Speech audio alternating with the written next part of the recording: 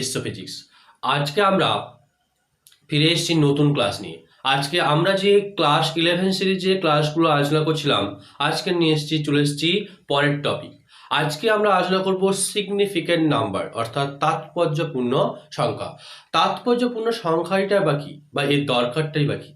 তাৎপর্যপূর্ণ সংখ্যা হচ্ছে এমন একটি সংখ্যা যে কোনো ভৌত রাশির পরিমাপের অ্যাকুরেসি অর্থাৎ সঠিকতা পরিমাপ করে। তো সিগনিফিক্যান্ট নাম্বার বা তাৎপর্যপূর্ণ অঙ্ক সংখ্যা নির্ণয়ের কিছু রুল আছে। যেমন প্রথম রুলে আমরা ফিরে আসছি।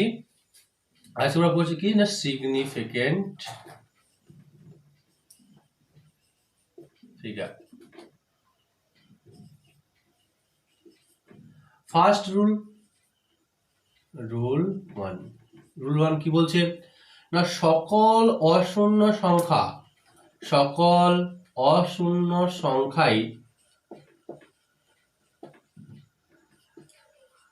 তাৎপর্যপূর্ণ। সকল অশূন্য সংখ্যাই তাৎপর্যপূর্ণ। অর্থাৎ আমার কাছে যদি কোনো সংখ্যা থাকে যে 4, 5, 3, 2, এই সংখ্যায় তাৎপর্যপূর্ণ অঙ্ক সংখ্যা হচ্ছে 4।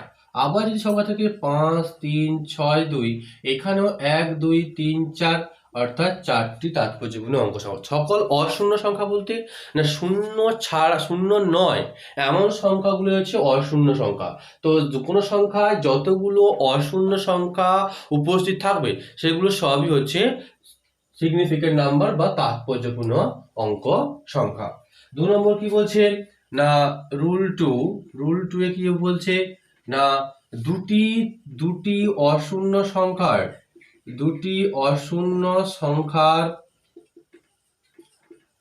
মধ্যবর্তী শূন্য হলো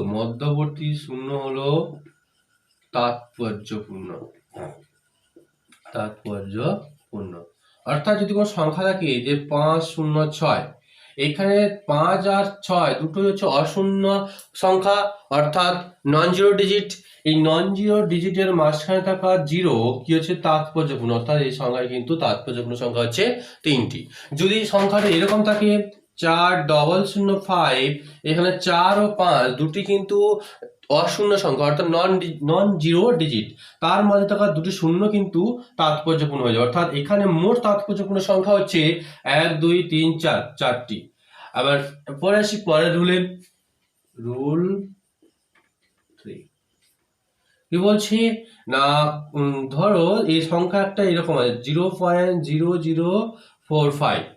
এক্ষেত্রে এই ডেসিমেল পয়েন্ট বা দশমিক বিন্দুর পরে যে শূন্যগুলো আছে, যেগুলি প্রথম অশূন্য সংখ্যার বাম দিকে অবস্থিত, কি বলছে না, দশমিক সংখ্যার ডান দিকে শূন্যগুলি যেগুলি প্রথম অশূন্য সংখ্যার বাম দিকে অবস্থিত, সেই সংখ্যাগুলো কিন্তু তাৎপর্যপূর্ণ অঙ্ক সংখ্যা নয়। অর্থাৎ এখানে মোট তাৎপর্যপূর্ণ সংখ্যা হচ্ছে 2। আবার যদি দেখা যায় যে এরকম সংখ্যা 0.00035, এই সংখ্যায় দশমিক পয়েন্ট বা ডেসিমেল পয়েন্টের ডান দিকে যে শূন্যগুলো আছে, যেগুলো প্রথম অশূন্য সংখ্যার বাম দিকে অবস্থিত, সেগুলো কিন্তু এই 3টে শূন্য কিন্তু তাৎপর্যপূর্ণ নয়। রুল 4 কি না, যদি সংখ্যাটি এরকম থাকে 45.000, অর্থাৎ যদি কোনো দশমিক সংখ্যার ডান দিকে শূন্য থাকে এবং দশমিক সংখ্যার বাম দিকে অশূন্য সংখ্যা থাকে, তাহলে দশমিক সংখ্যার ডান দিকের শূন্যগুলি অবশ্যই তাৎপর্যপূর্ণ হবে। আবার বলছি যে যদি কোনো সংখ্যার ডেসিমেল পয়েন্টের বাম দিকে অশূন্য সংখ্যা থাকে এবং দশমিক সংখ্যার ডান দিকে শূন্য, তখন কিন্তু দশমিক সংখ্যার ডান দিকে শূন্যগুলো তাৎপর্যপূর্ণ হয়ে যাবে। অর্থাৎ এই 45.000 এই সংখ্যার তাৎপর্যপূর্ণ সংখ্যা হচ্ছে 1, 2, 3, 4, 5। এই সংখ্যার তাৎপর্যপূর্ণ অঙ্ক সংখ্যা হচ্ছে 5। আবার যদি এরকম থাকে 6.000, এই সংখ্যায়ও কিন্তু বাম দিকে প্রথম নন জিরো ডিজিট অবস্থিত আছে এবং দশমিক সংখ্যা ডান দিকে 3টে শূন্য আছে। তো এখানে মোট তাৎপর্যপূর্ণ অঙ্ক সংখ্যা আছে 4টি। পরের রুল 5 কি বলছে না, যদি সংখ্যাটি এরকম থাকে 0.6600, তো একটা দশমিক সংখ্যা বসিত যেখানে দশমিক সংখ্যার পরে শেষ অশূন্য সংখ্যার পরের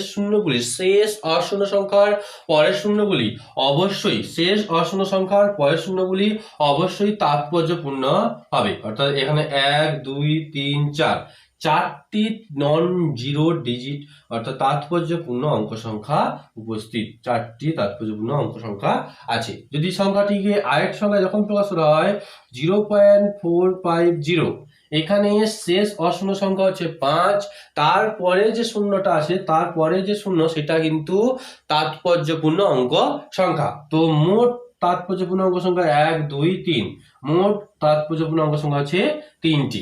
রুল 6 কি না, যদি এরকম থাকে না 0.606, অর্থাৎ এটা প্রথম রুলের সেকেন্ড রুলের মতোই, যে দশমিক সংখ্যার পরে এমন সংখ্যা আছে যে শূন্য আছে যেটি দুটি নন জিরো ডিজিটের মাঝে অবস্থিত, সেটি অবশ্যই তাৎপর্যপূর্ণ হবে। অর্থাৎ তাৎপর্যপূর্ণ অঙ্ক সংখ্যা আছে 3।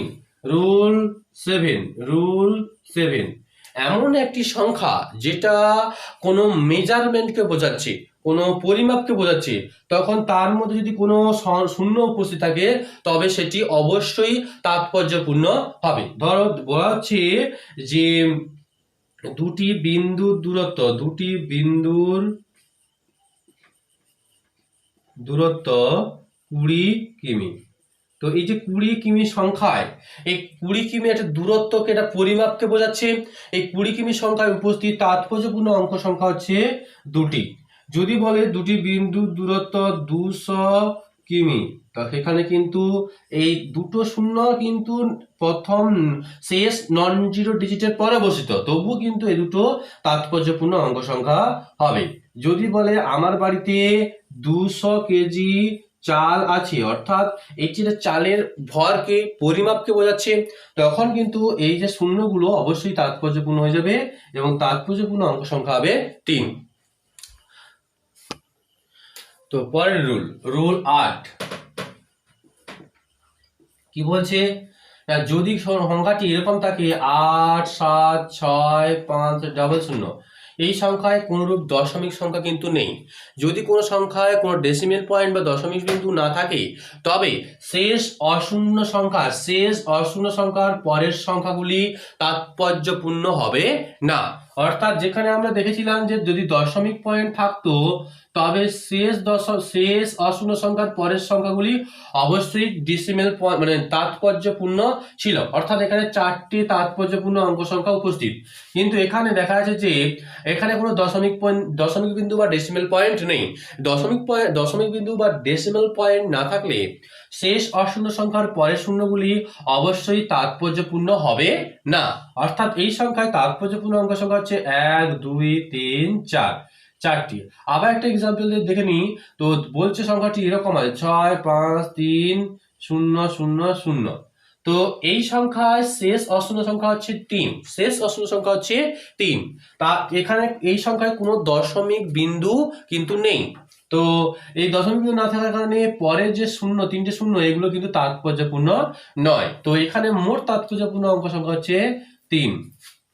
আচ্ছা, রুল 9, যদি কোনো সংখ্যা এইভাবে থাকে যে 2100, তো এখানে এই দশমিক বিন্দু মানে এই যে সংখ্যাটিতে তাৎপর্যপূর্ণ অঙ্ক সংখ্যা হচ্ছে 2, কারণ শেষ অশূন্য, এখানে কোনো দশমিক বিন্দু নেই। দশমিক বিন্দু না থাকার কারণে শেষ অশূন্য সংখ্যার পরের শূন্যগুলি অবশ্যই তাৎপর্যপূর্ণ হবে না। সেই কারণে 2 আর 1 এই দুটি সংখ্যাই হচ্ছে তাৎপর্যপূর্ণ অঙ্ক সংখ্যা। তো 2100 এই সংখ্যাটিতে মোট 2টি তাৎপর্যপূর্ণ অঙ্ক সংখ্যা উপস্থিত। আমি যদি এই সংখ্যাটিকে এভাবে লিখি 2.1 21 ইন্টু 10 স্কোয়ার, তবুও কিন্তু এই সংখ্যাটিতে কটা তাৎপর্যপূর্ণ অঙ্ক থাকবে না সেই দুটি তাৎপর্যপূর্ণ অঙ্ক সংখ্যা থাকবে। যদি এরকম থাকে 2.1 ইন্টু 10 কিউব, তাহলেও কিন্তু সেই দুটি তাৎপর্যপূর্ণ অঙ্ক সংখ্যা থাকবে। আমি সংখ্যাটিকে 10-এর পাওয়ারে যে রূপ প্রকাশ করি না কেন, তার তাৎপর্যপূর্ণ অঙ্ক সংখ্যার কোনো পরিবর্তন হবে না। এবার আমরা শিখে নিই যোগের নিয়ম, যে তাৎপর্যপূর্ণ অঙ্ক সংখ্যার ভিত্তিতে যোগের নিয়মটা কি না, যদি দুটি দশমিক সংখ্যা বা ডেসিমেল পয়েন্ট নাম্বারের যোগ করি, ধরো 6.2 আর 7.62, 6.2 7.62, এই দুটি দশমিক সংখ্যার যোগ করা হলে যোগফল কি হবে? 2 6 2 8 দশমিক 7 6 13.82। কি বলছে না, এই যে দশমিক সংখ্যা, দুটি দশমিক সংখ্যার যোগ করলে যে যোগফল পাওয়া যাবে, সেই যোগফলে দশমিকের পরে যতগুলো কম, যে সংখ্যায় দশমিকের পরে সব থেকে কম সংখ্যা থাকবে, যোগফলেও দশমিকের পরে ততগুলি সংখ্যা নিতে হবে। অর্থাৎ এখানে যে দুটি সংখ্যায় 6.2, এখানে দশমিক পরে একটা সংখ্যা, 7.62, এখানে দশমিকের পরে দুটো সংখ্যা, সব থেকে কম কোনটা? একটা। তো এখানে কি করতে হবে? দশমিকের পরে একটা সংখ্যা নিতে হবে, দশমিকের পরে একটা সংখ্যা নিতে হবে। আর একটা এক্সাম্পল নিয়ে দেখে নিই। 8.6 প্লাস 2.02, যখন যোগ করছি 2 6.10, এই 8.6 এই সংখ্যাটিতে কি হচ্ছে? দশমিকের পরে একটি সংখ্যা আছে। 2.02 তে দশমিকের পরে দুটি সংখ্যা আছে। তো এই যে যোগফল আছে, যোগফলে কি করতে হবে না, দশমিকের পরে একটা সংখ্যাই নিতে হবে, দশমিকের পরে একটি সংখ্যাই নিতে হবে।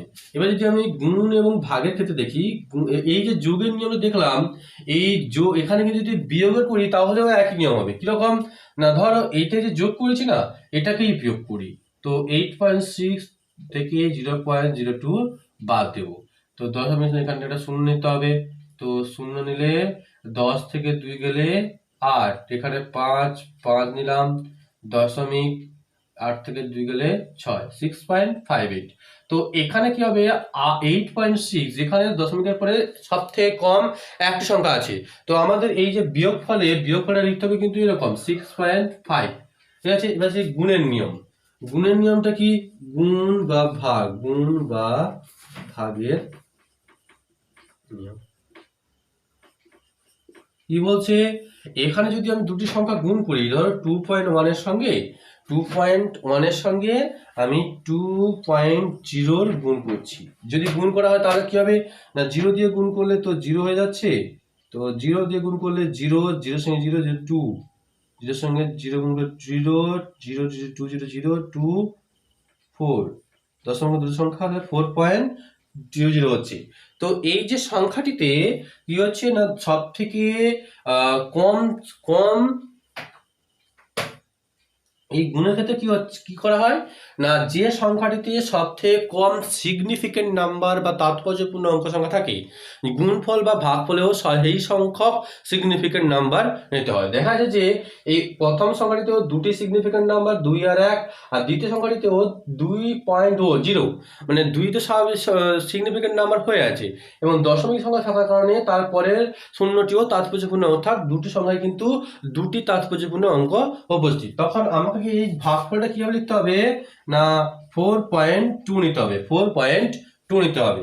তো 4.2 নিতে, কারণ না এখানে সর্বনিম্ন তাৎপর্যপূর্ণ অঙ্ক সংখ্যা আছে 2, তো এখানে 4.20 নিলে 3টি তাৎপর্যপূর্ণ অঙ্ক সংখ্যা হয়ে যাচ্ছে, এর জন্য 0টাকে বাদ দিয়ে 4.2 নিতে হবে। আরেকটা এক্সাম্পল আমরা দেখে নিই। বলছি 4.2 ইন্টু 1.23, এইটা গুণ করলে কি হচ্ছে? 3 দুগুণে 6, 4 তিগুণে 12, 2 দুগুণে 4, 4 দুগুণে 8, আর 2 and 4, 6 11 রেখ 5, 3 দশমিক, এটা তো এখানে যে এই সংখ্যায় কিন্তু দুটি তাৎপর্যপূর্ণ অঙ্ক সংখ্যা 4 আর 2, আর এখানে 1 2 3 তিনটি তাৎপর্যপূর্ণ অঙ্ক সংখ্যা। তো সব থেকে কম তাৎপর্যপূর্ণ অঙ্ক সংখ্যাটা দুটি। তো এই সংখ্যাটাকে 5.16 থেকে লেখা হবে কিভাবে না 5.1। ঠিক আছে, তো এটা হচ্ছে সিগনিফিকেন্ট নাম্বার ব্যবহার করে যোগ এবং গুণের নিয়ম। এবার আমরা কিছু রাউন্ডিং অফ শিখে নেবো। রাউন্ডিং অফ কি না, ধরো কোনো সংখ্যায় আমরা জানি যে দশমিকের পরে কোনো সংখ্যায় যদি 5 বা তার বেশি থাকে তবে সেই সংখ্যাটাকে 1 যোগ করতে হয়। আমরা সবাই জানি যে 5-এর বেশি থাকলে না হলে 1 যোগ করে দিতে হচ্ছে। তবে যদি 5 থাকে তাহলে কি করবে, ধরো রাউন্ডিং অফে 5.6467, তো আমি সেকেন্ড পদটাতে রাউন্ডিং অফ করতে চাইছি। তো এটাকে কি লেখা হবে, যেহেতু পরের পদে 5-এর থেকে বেশি সংখ্যা আছে তাই তার আগের পদে কি হবে 1 যোগ হবে। তো আমি লিখতে পারবো 8.65, তার সঙ্গে 1 যোগ হয়ে 5 হয়ে গেছে। তো এটা কিন্তু যে কোনো সংখ্যার ক্ষেত্রে হবে। তো যদি তার যে সংখ্যায় আমি রাউন্ডিং অফ করতে চাইছি তার পরের পদে যদি 5-এর থেকে বেশি সংখ্যা থাকে তাহলে অবশ্যই আমাকে তার আগে একটা 1 যোগ করে সংখ্যাটিকে রাউন্ডিং অফ করতে হবে। যদি সংখ্যাটি এরকম থাকে যে এমন একটা সংখ্যা আমি রাউন্ডিং অফ করতে চাইছি তার পরের পদটা কেমন 5 আছে, 5 থাকলে কি হবে না 5 থাকলে কি করতে হবে, এটা খুব ভাইটাল নিয়ম, যে দেখতে হবে যে তার আগের সংখ্যাটি জোড় আছে না বিজোড় আছে। যে সংখ্যাটা আমি রাউন্ডিং অফ করতে চাইছি সেখানে এই সংখ্যাটা বা 5 যেখানে আছে তার আগের সংখ্যাটা জোড় আছে না বিজোড় আছে। যদি জোড় থাকে, জোড় থাকলে কিন্তু ওই সংখ্যার সঙ্গে 1 যোগ হবে না, আমি 8.64 লিখতে হবে। যদি এটা বিজোড় থাকতো অর্থাৎ 8.675 থাকতো তাহলে তার আগের সংখ্যায় কি হতো, বিজোড় থাকলে এইটা কিন্তু 1 যোগ হবে। এটা মাথায় রাখার বিষয় যে জোড় থাকলে কিন্তু কোনরূপ 1 যোগ হবে না, যে সংখ্যাটা আছে সেটা বসে যাবে। কিন্তু যদি 5-এর আগে বিজোড় সংখ্যা থাকে তাহলে সেই সংখ্যাটি কিন্তু আগের 1 যোগ হয়ে যাবে। তো আমরা কিছু সিগনিফিকেন্ট নাম্বার নির্ণয় কিছু এক্সাম্পল বা নিউমেরিক্যালস দেখে নিই। তো কি বলছে, ধরো একটা সংখ্যা আছে 8.6045, এই একটা সংখ্যায় তাৎপর্যপূর্ণ অঙ্ক সংখ্যা কটি? আমরা জানি যে কোনো সংখ্যায় যতগুলো নন জিরো ডিজিট আছে সেগুলো সবই কিন্তু তাৎপর্যপূর্ণ অঙ্ক সংখ্যা। আবার নন জিরো ডিজিটের মাঝখানে অর্থাৎ অশূন্য সংখ্যার মাঝে সমস্ত শূন্য আবার তাৎপর্যপূর্ণ অঙ্ক সংখ্যা। তো এখানে নন জিরো ডিজিট কে আছে 1 2 3 4, চারটি, একটাই মাত্র শূন্য আছে। এই শূন্যটা 6 এবং 4 অর্থাৎ অশূন্য সংখ্যার মাঝে অবস্থিত। তো এই সংখ্যায় মোট তাৎপর্যপূর্ণ অঙ্ক সংখ্যা কয়টি, 1 2 3 4 5, 5টি। যদি সংখ্যাটি এরকম থাকে 0.00325, তো এই সংখ্যায় তাৎপর্যপূর্ণ অঙ্ক সংখ্যা কটি? দেখো এখানে কিন্তু প্রথম নন জিরো ডিজিট হচ্ছে 3। প্রথম নন জিরো ডিজিটের বাম দিকে যতগুলো শূন্য আছে সেই সংখ্যায় দশমিক থাকুক কিংবা না থাকুক, সেই প্রথম নন জিরো ডিজিটের বাম দিকে যতগুলো শূন্য আছে সেগুলো কখনোই তাৎপর্যপূর্ণ হবে না। তো কিন্তু তার শেষ দশমিক সংখ্যা প্রথম অশূন্য সংখ্যার পরের যে শূন্যগুলো থাকবে, যদি দশমিক থাকে প্রথম অশূন্য সংখ্যার পরের যে শূন্যগুলো থাকবে সেগুলো কিন্তু তাৎপর্যপূর্ণ অঙ্ক হবে। তো এখানে তাৎপর্যপূর্ণ অঙ্ক সংখ্যা হচ্ছে 1 2 3 4, চারটি।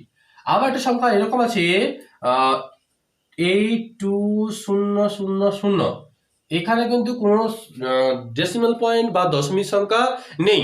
দেখো এখানে প্রথম অশূন্য সংখ্যা আর তারপরে দুইটা হচ্ছে শেষ অশূন্য সংখ্যা।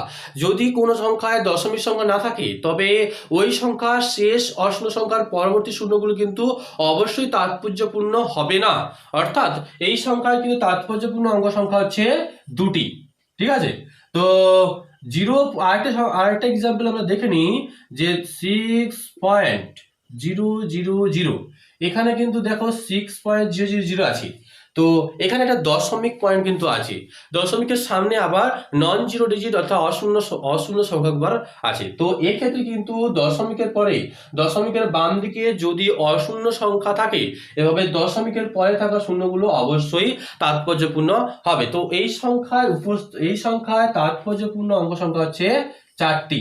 এইভাবে এই কয়েকটা রুলের নিয়মের সাহায্যে আমরা কিন্তু সিগনিফিকেন্ট নাম্বার বা তাৎপর্যপূর্ণ অঙ্ক সংখ্যা নির্ণয় করতে পারি। সবশেষে বলে রাখি যে এই সিগনিফিকেন্ট নাম্বারের গুরুত্বটা কি না, আমরা ভৌত রাশি যে পরিমাপ করছি, পরিমাপের ক্ষেত্রে আমরা যে পরিমাপের যে নিউমেরিক্যালস বা নাম্বারটা আমরা পাচ্ছি, সেই নাম্বারটা কতটা অ্যাকুরেট আছে, কতটা এই যে অ্যাকুরেসি চেক করার জন্য কিন্তু সিগনিফিকেন্ট নাম্বারের গুরুত্ব আছে। তো আজকের ক্লাসে আমরা সম্পূর্ণ সিগনিফিকেন্ট নাম্বার নিয়ে আলোচনা করলাম।